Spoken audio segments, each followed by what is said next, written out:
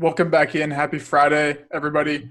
Before we even intro in the video, both draft guides, since this goes on two channels, have launched.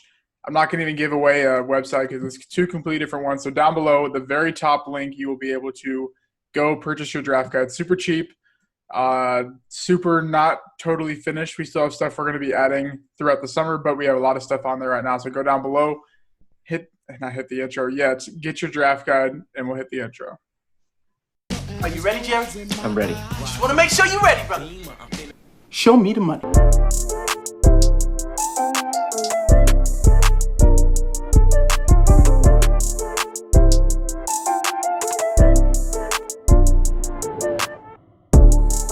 Yo, show me the money!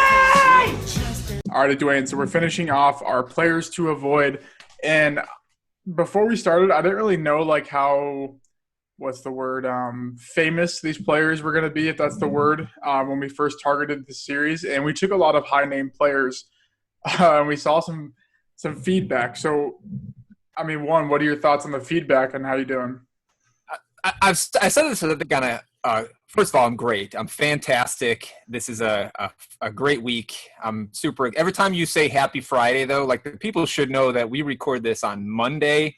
So you say Happy Friday, and for half a second I think, is it Friday? And then I get very depressed when I realize that I have a whole week ahead of me. But it is what it is. I think I've said this a couple of times on a few of these episodes, speaking to the feedback that we've gotten.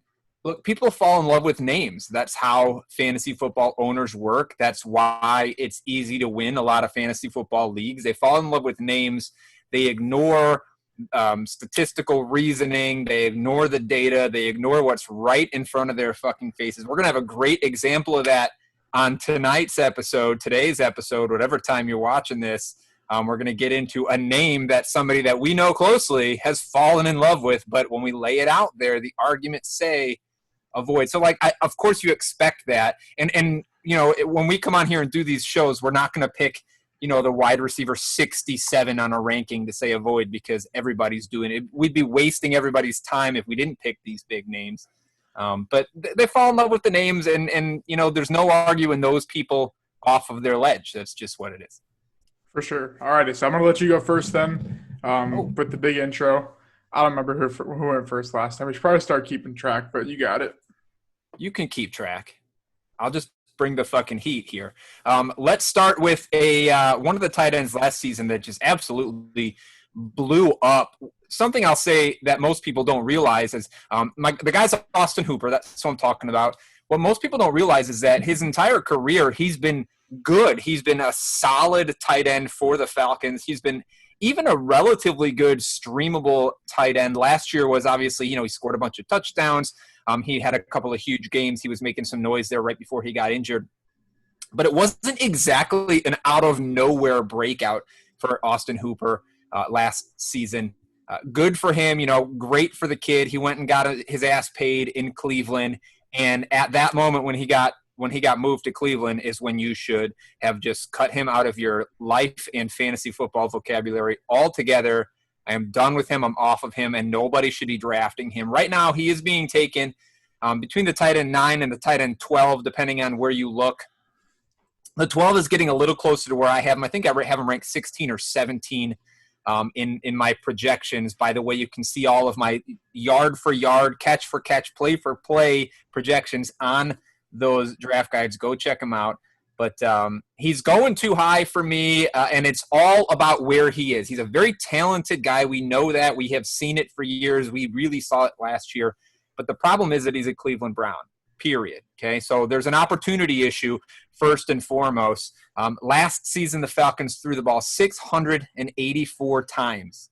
That was 51 more pass attempts than anybody else in the league. It was the second most in the last 7 years in the league. Only the 2018 Steelers went for more at 688, so 4 more. That's an insane amount of pass attempts, an insane amount of volume. He's going to a team that threw it 539 times last season in the Cleveland Browns. That is the difference of roughly 145 fucking pass attempts. That's almost 3 NFL games for a team like the Browns. So imagine his stat lines and what they would be if you took 3 more games away from him. And now you're starting to see what potential he has here opportunity-wise in Cleveland. Last year, the Falcons went for 29 passing touchdowns as opposed to the Browns 22, so there's a touchdown issue there. We talked about Matt Stefanski coming here into town. The news is that he's a running coach. You know, on 2 weeks ago, we talked about Nick Chubb and said, hey, Stefanski is maybe a little more balanced than we think, but he's certainly not a pass-happy coach. That's not what he does. That's not what he's known for. So that 539 might even be a little bit higher than we can expect this year. If we look at the team coming off last year, you know, you have a great document, a great tool in that draft guide. It's the vacated production tool. Great place to look when you got new guys coming into a team. Do you know what the receiving production is that was vacated from the Browns last year? Well, apparently adding weapons only creates more targets for the Browns, according to everyone's projections. So, yeah. I mean, it's zero. Zero targets, zero catches, 0 yards, 0 touchdowns. All the guys that were there last year are still there. And so that, begs the question. If you're not going to have a bunch more targets, which, let's be honest, we're not with the new coach coming in, we're not going to have a ton more. Maybe 560, maybe. But who's going to give up their target share on this team? Jarvis Landry's Baker's favorite fucking weapon on the field because he catches everything. He's going to continue to throw it to him at more than 20% of the team's target share. Odell Beckham Jr. is Odell Beckham Jr., and if he doesn't get his 20%, he's going to start kicking the fucking kicking fence again, or the net, or whatever the fuck it is. Kareem Hunt last year only played 8 games, had 44 targets, so his target count is going to go up next season as a fantastic receiving back that we have discussed on this show. Like, where is the work going to go? All 5 tight ends combined last year on this team had 69 targets. And we can say great 69 targets is not that much less than Hooper had last year, but the team refuses to let go of David Njoku because they still believe he can be a threat on this team. They went out and drafted one of the best tight ends in the nation. Was it Harrison or Hunter? It's Harrison, right? Harrison, yep. Harrison Bryant, best tight ends in the nation. Not that he's going to make a lot of noise right now, but the team is not dedicating themselves to one tight end. So take that 69 that was spread across 5 guys last year, spread it across maybe 2 guys this year, and you just don't have the volume that Hooper is going to need in order to be successful. Let's look at the quarterback situation, because you can't ignore going from a guy like Matt Ryan throwing you the ball to a guy like Baker Mayfield. Over the last 2 seasons, Baker's career, Matt Ryan's completion percentage 68% to Baker's 61%. 303 yards a game for Matt Ryan to 251 a game for Baker Mayfield. 61 touchdowns to 49 touchdowns. A 100.1 passer rating versus an 85.9. Matt Ryan is a better quarterback that throws it more, scores more. And then you look at the place that Austin Hooper really did a lot of his work was actually in the red zone last season. Only 2 tight ends had more red zone targets than Hooper, even though Hooper missed games. No tight end scored more touchdowns from inside the 10 than Austin Hooper did last season. He was really successful there. They used him there a lot. And again, you're going from a Matt Ryan who threw 62% completion rate inside the 10-yard line to Baker Mayfield, who last year had a 38% completion rate from inside the 10-yard line. Like, that is a big fucking change. So he's going to lose opportunity, and the opportunity that he's going to have is going to be worse than it was because his quarterback is worse than he was. There's nothing about this guy that says you should be drafting him inside that top 10. I was glad to see that the ADP is not like tight end 5 or something, but it's still too high for me, probably by 2-3 rounds by the time you get there, maybe more. Yeah, and I think the one thing people will say is, like, it doesn't take much to be tight end 12. Jason Witten was there last year, but, like, I started Jason Witten in games last year because he was getting me 9 to 10 points. So, yes, it doesn't take much to hit that tight end 12, but why pick him when, like, you're literally saying he's not going to be that good and finish tight end 12? He's not going to return what you want, especially at a tight end spot where you're probably just taking a late-round flyer anyways. And, yeah, they were fifth in red zone rush rate. Now they go to the Stefanski. Last year, the Vikings, who were number 1. We touched on that in the receiver, I think, to avoid when we talked about Odell. I think we've had a Browns player, and, yeah, we've had a Browns player in all 4 parts. Yeah, well, it's the fucking Cleveland Browns. I'll say about Hooper, like, in a perfect world, he's a streamer, right? Like maybe if you've got a deep roster and you're drafting 3 tight ends, you want him on the team that you can stream him. But he's not somebody in a single tight end league, even a tight end premium league, that I think should be rostered on a 12-team league. Like he's somebody that should be picked up and dropped over the course of the season because he'll have huge weeks. Like he's good enough that he'll have 2 touchdown weeks. There just won't be very many of them this season. Yeah, absolutely. I totally agree. And I have another guy kind of along the lines of big season last year, and it's Tyler Higbee. So I'm just going to – right away, he's going as tight end 7 in the high stakes and on Fantasy Pro. So it's probably right about where I think his consensus will be, and I think it's going to stay there for the most part. And I'm not neglecting what he did last year in those last 4 games. I know that happened, but on the screen right now you'll see a split. The in split is with Gerald Everett. The out split is obviously without Gerald Everett. On the far right is the plus minus, so it'd be in minus out or in plus / minus out, but obviously these are all minus, so they're red. And it's bad. Like it's the thing when it comes to splits like this, and this is the Miami Dolphins receivers, the same thing. You can make a case for either side that he was virtually worthless when Everett was on the field, but then he was the best tight end in the league when Everett was off the field. Yes, I see both sides. He could definitely repeat it again. But if you're projecting him anywhere close to 9 to 11 targets per game, that would lead the tight ends in targets he'd be number 1 for the last 7 years. That's not happening. Tyler Higbee's not leading the tight end market, the tight ends in the NFL in targets. Just stop.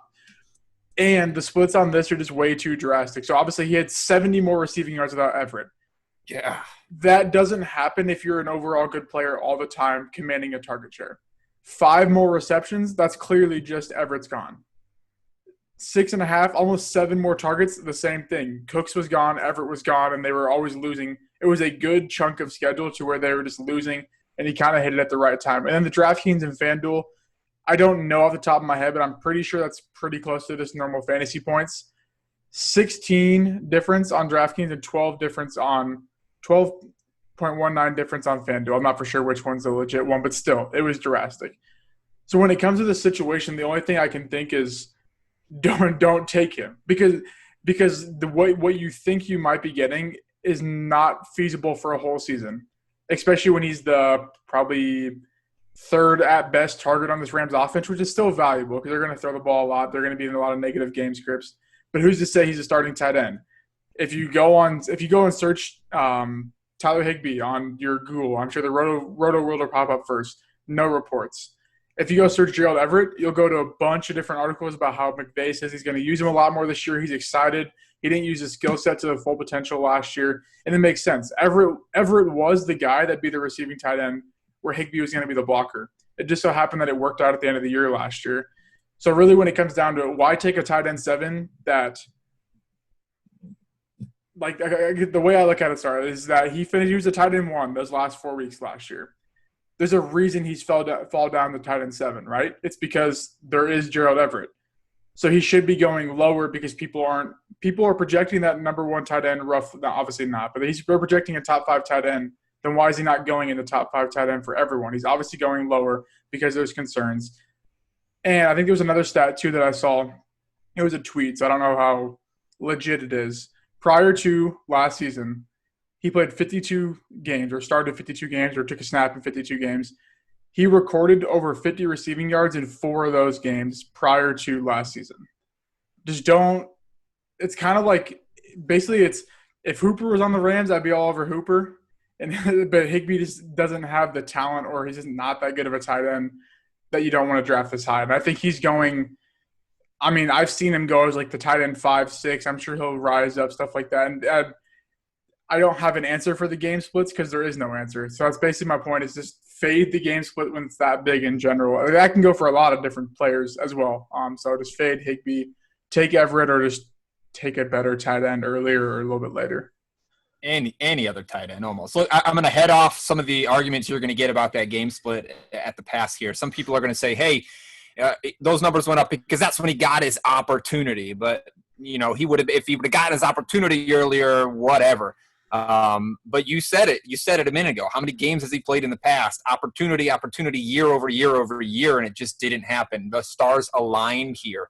And Gerald Everett absolutely paved the way by carving out a position that was of importance to this offense. So when Higbee steps in, he's really stepping into the role that Gerald Everett built. Now, Gerald Everett, 26 years old, an absolute athletic fucking freak. People are writing him off. I don't know why people are writing him off. He is an insane and legitimate talent. Now, I do expect, obviously, the game over game stats for Higbee to be somewhere between those two splits next year, right? Like, he did earn himself some more looks from his quarterback. He earned his quarterback's trust a little bit, so they'll be somewhere in between there. And I think in my projections, I had them pretty close in targets between Gerald Everett and Higbee. It's not like Everett's going to come back and take them all back over again from Higbee, but yeah, if you're taking him anywhere near 7, that is absolutely the best that you could possibly hope. Like, that's you don't ever draft a guy at his ceiling, and if your expected ceiling for him is a little delusional, you really shouldn't do it. All right, let's get into a name that's going to piss somebody off that we know closely. I, in fact, did a show with Tyler, 5 or 6 weeks ago, where he was touting the name Mike Gazecki as a must draft in all leagues. He is a Dolphins fan, though, and he falls in love with the fucking names just like everybody else in the league. I'm saying we don't draft Mike Gazecki. Just don't do it. I think he's my tight end 24 or something. He's going between 11 and 15, so a little later than some of these guys, but there's a lot of hype still around Mike Gazecki on all over Twitter, on a lot of draft boards and stuff. People are talking about him like he is primed to break out this season, and I'm just going to tell you that it's not going to happen. He's not going to break out this season. Here's a few reasons. Like, one of the word that I've said, have started every argument about every player that we've done on this whole series, was opportunity. And this is another chance for me to tell you that the opportunity for Mike Gazecki is going to struggle. One of the things that you hear everywhere when you talk about the Miami Dolphins right now is that, hey, Devontae Parker was only Devontae Parker once Preston Williams got hurt and left. I want to tell people this. Devontae Parker and Preston Williams are very different wide receivers. They do very different things. You don't expect the kind of pass that goes to Preston Williams to go to Devontae Parker. On the other hand, Mike Gazecki and Preston Williams run similar distance routes. Their average depth of target, their yards per reception, all much more similar than Preston Williams and Devontae Parker. I'm arguing that Gazecki benefited more than Parker did from Preston Williams being out last season. I've got a split for you. Mike Gazecki with Preston Williams in, Mike Gazecki with Preston Williams out. It's 7 games and 8 games, so it's nice and clean. You look at the PPR points, it's almost double. He scored almost double when Preston Williams was out of the game. You can look at the rest of that there if you'd like. 0 touchdowns in the 7 games that Preston Williams was there. But he's not the only receiver that got hurt on this team that benefited Mike Gazecki. It's, you know what, anytime you say the name Jakeem Grant in an argument, people laugh. But the bottom line is Jakeem Grant has a similar route tree, average depth of target, yards per catch as both Gazecki and Preston Williams. And he also got hurt and missed 4 games at the end of the season. Here's a split for you for Jakeem Grant and Mike Gazecki. And again, Grant goes out of the game. Mike Gazecki's numbers nearly double. These guys are coming back. They're going to play. A lot of what we saw last year for Gazecki was just the fact that, hey, all of a sudden this team was throwing the ball everywhere, and they were running out of weapons to throw it to. You look at the Philadelphia Eagles, lost all of their receivers, and all of a sudden the tight ends went nuts. People understand that's why Zach Ertz and Dallas Goedert had such boons at the end of the year. I don't know why they don't translate that over here to Mike Gazecki. They absolutely should. It's the same exact situation. A couple other arguments for you. Let's talk efficiency. Okay, forget about the opportunity. Let's talk the talent. How good is Mike Gazecki? Well, first of all, his catch rate last season was 57%. That is 41st among tight ends with at least 25 targets. That's really fucking bad. And, you know, while Ryan Fitzpatrick's not the most accurate quarterback in the world, he was far more accurate than a lot of quarterbacks that had tight ends catch more passes. I think his average, his yards per catch were right around 12 yards. So it's not like he's super deep down the field when these balls are going to him. No excuse for a 57% catch rate. Let's look inside the red zone. Super important for a tight end to be able to score inside the red zone. Well, 73 guys in the league had at least 5 targets inside the 10-yard line last year. 73 guys. Only one of those, that's Noah Fant, had a worse catch rate inside the 10 than Mike Gazecki. Noah Fant went 0 for 6. Mike Gazecki went 1 for 6. That's second worst out of the 73 guys that had passes thrown to him from inside the 10-yard line. Maybe he's just not that good of a player. If you look at Football Outsiders DVOA, that just says, how good is he relative to everybody else? Hang on a second. Go to bed.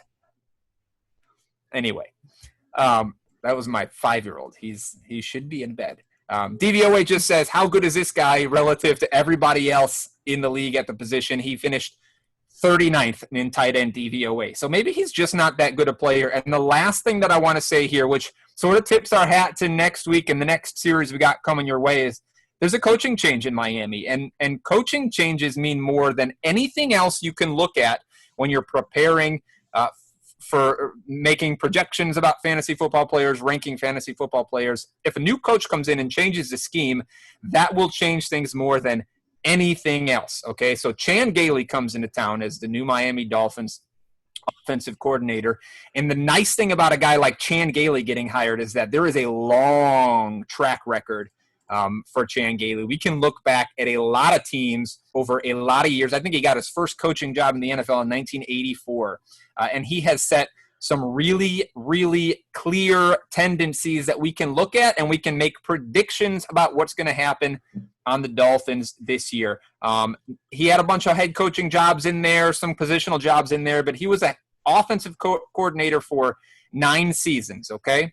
6 of those 9 seasons, he had top 10. His team was top 10 in rushing attempts. 3 times out of those 9, he was in top 3. 6 times out of those 10, his teams were in the bottom 10 for pass attempts. So here's a trend that says the guy doesn't throw the ball a lot. Lead rushers for this guy go for thousands of yards every year, year after year after year.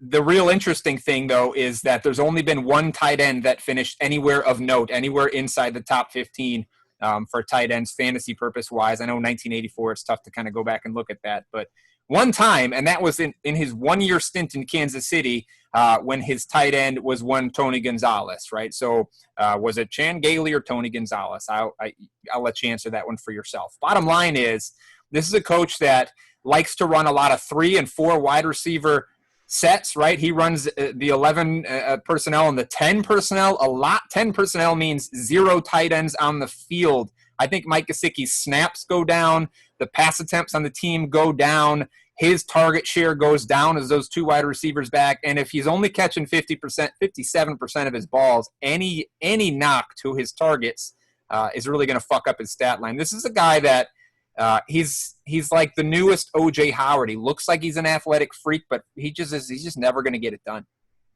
Yeah, I think I guess I knew Chan Gailey was not the tight end guru, but I never actually dove into it. Like, I mean, like, I like to pay attention. Like, I know that, like, it's not the greatest situation, but to me, and we'll get into the next guy, like, it's worse than what we saw with O.J. Howard last year. Like, the track record's worse. Obviously, Gazecki is an athletic freak. He's probably one of the most athletic tight ends to go. We think Noah Fant's athletic. Gazecki was like double him in the combine. He was nasty. He broke every fucking drill.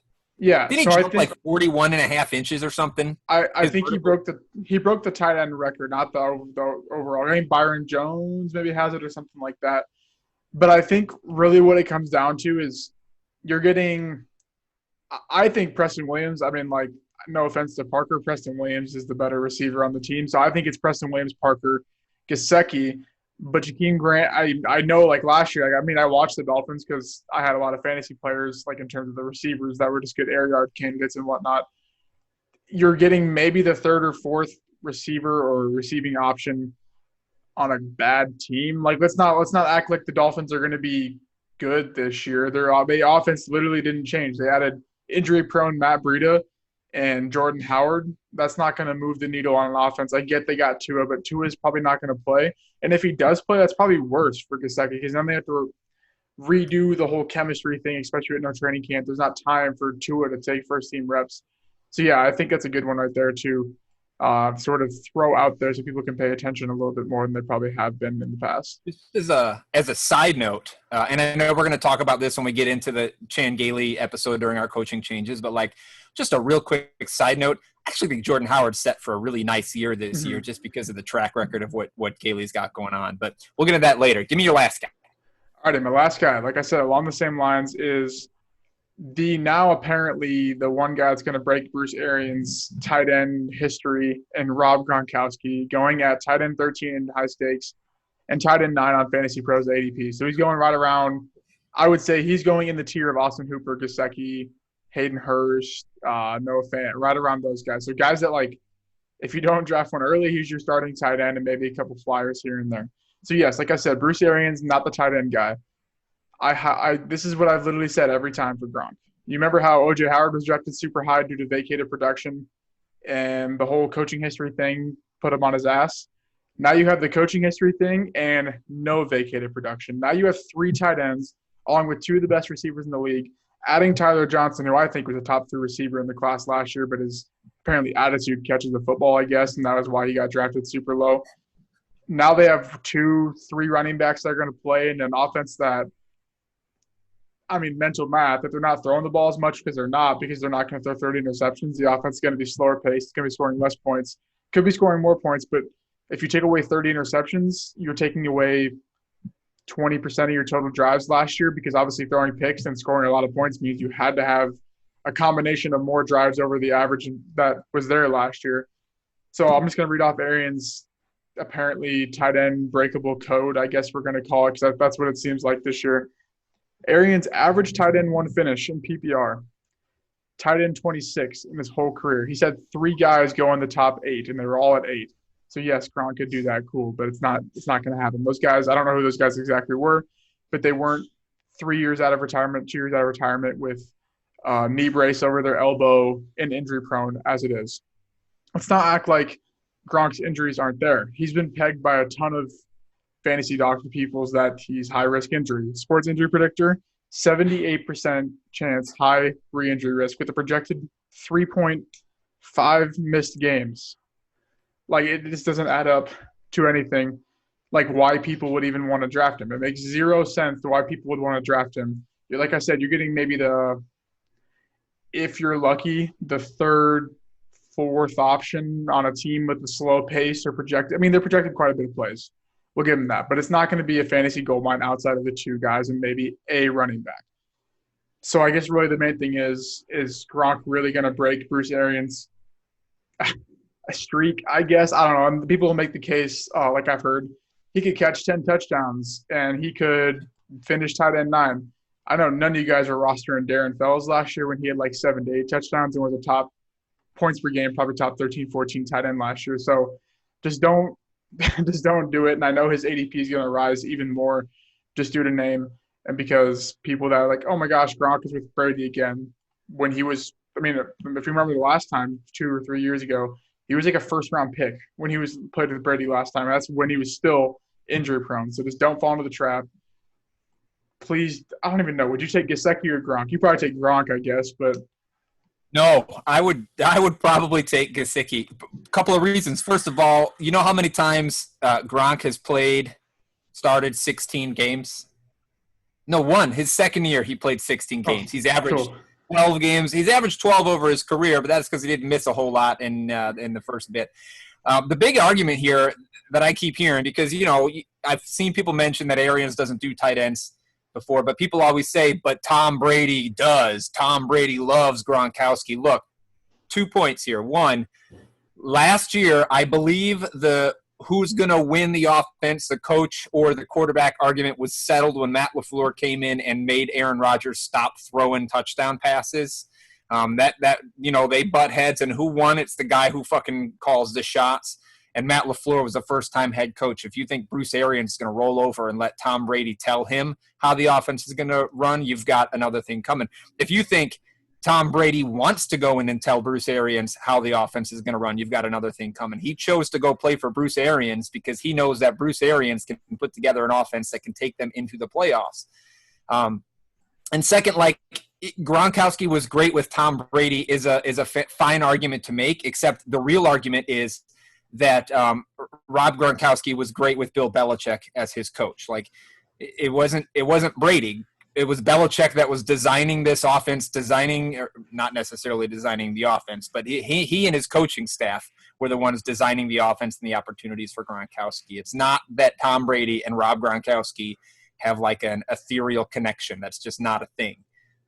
So he ain't going to play. I think in my projections I gave him like 9 games, but even 9 games seems generous to a guy who couldn't even sustain a fucking professional wrestling career without getting hurt. So, and I think, like, I don't know. I think people will see this year that when the Patriots keep their pace, they stay a winning team. They probably make the playoffs. They make do with what they have. I think people will realize and maybe get over that narrative of you have to focus on the coach, not the quarterback. We see year in and year out these positional players outside of the quarterback fail because of their coaching.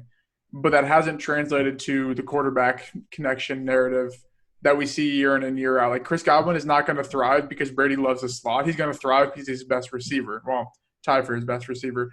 Same thing with Edelman. So I think what we'll see, I mean, hear me out, Gronk could go for 15 touchdowns because he could literally go in for one play, catch a touchdown, and then come out. That's easily possible. And yeah, cool. Yeah. You can draft that, but no one can project that. So I think you want to try to predict the games where that's going to happen. Like, that's a waste of your goddamn time. Yeah, and let's not mention that this defense is pretty good, so it's not going to be these shootouts that people think. Like, name one Patriots game last year with the best defense in the league that was a shootout. So, I mean, I don't know. It's not adding up for Gronk to have a good season at all. None of these guys. Yeah. Hey, you ready for the shot? We got today, this beautiful, beautiful lady. That's Guaycura Liqueur de Damiana. It is Mexico's finest all-natural erectile dysfunction cure. It tastes like flowers. And while I don't have that problem, I appreciate an especially hard penis at night on Mondays because that's my night with the wife, Monday nights.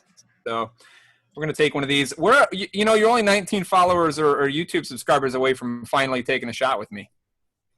What was our bet? I don't even know what our bet was. 300.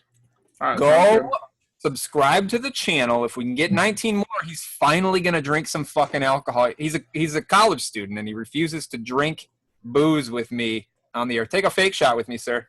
To the people and to the draft guide being released and ready for your eyes. All right. We got coaching changes the next 1, maybe 2, maybe 3, maybe 4 weeks. So stay tuned for those, and we'll see you guys next time.